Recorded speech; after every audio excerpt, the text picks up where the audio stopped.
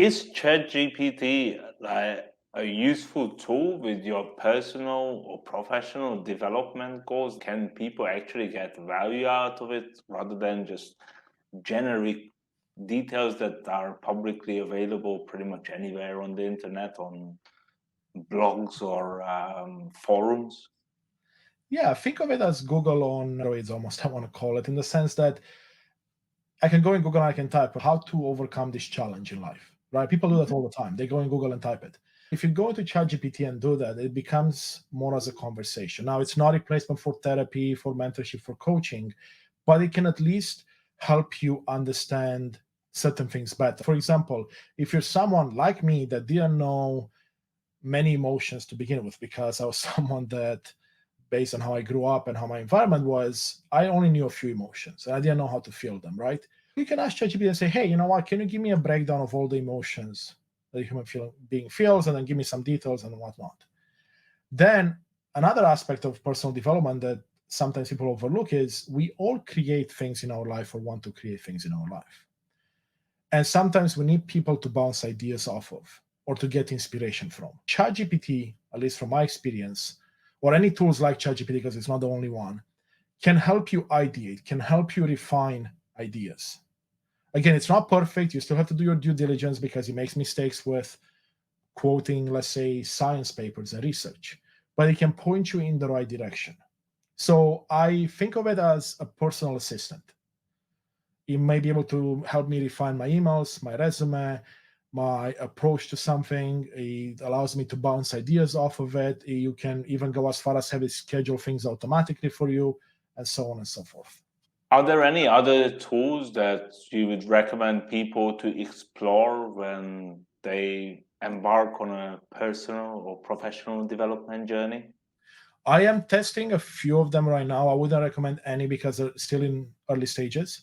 So I would say keep your eye out because based on what I'm seeing in the next, so we're in October now, next 3 to 6 months, there will be some amazing tools coming out of beta, coming out of the testing periods that will be able to help. And keep in mind, a lot of these tools exist already. It's just a matter of, okay, how do you embed artificial intelligence in it? Because I'll give you an example. Most of you that are listening maybe are using either Zoom or Teams or Google Meet to have conversations either with family or friends or in your work environment.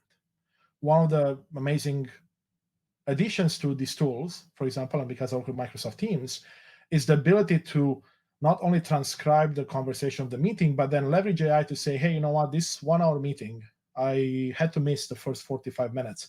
Can you give me a quick summary of what I missed? Can you give me a summary of the action items for me or my team? And you can literally interact with the AI so then it can guide you in that conversation. This is just for a meeting, right? Imagine a scenario in which I have a Word document. I'm not very skilled in design work, so I need to create a PowerPoint presentation now. While I switch over to PowerPoint, I say, hey, OpenAI, ChatGPT, whatever it is, I have this document here. Can you make me a 20-slide deck? Here are the prerequisites. I want this type of images, this type of content in. And it will make you a 20-slide deck. But this doesn't exist just yet, does it? It does. It does. You, So you can literally do that today. yes, I do it right now with my day-to-day job. It goes Wow. live for Microsoft. It goes live in about a week and a half. So November 1st is when it goes live for everyone, Wow. and anyone That's can go and incredible. buy that. Yeah. So in my email, in my Outlook, I get an email from a customer. Let's say it comes in French, and I don't know French. It can not only translate it for me, but then I can type a message in English, and then it will give me iterations on it, and then we can convert it in French for me as well, so I can communicate with that person.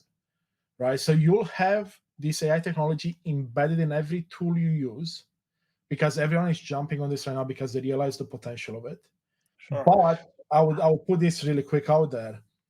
Don't fall into the trap that a lot of people are falling into, which is relying too much on it and expecting it to do everything for you. Because again, it's all about what you give it in terms of data and the prompts. So it's about enhancing what you already know, what you already do, not about replacing what you do.